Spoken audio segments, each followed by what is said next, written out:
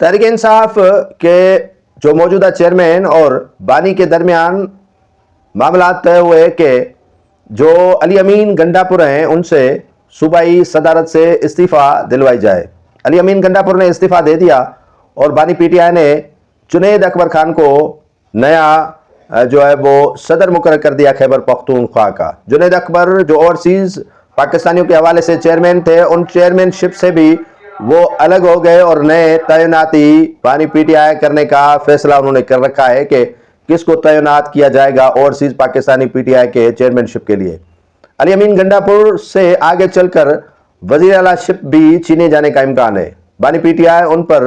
जो है वो काफ़ी नाराज़ हैं और बानी पीटीआई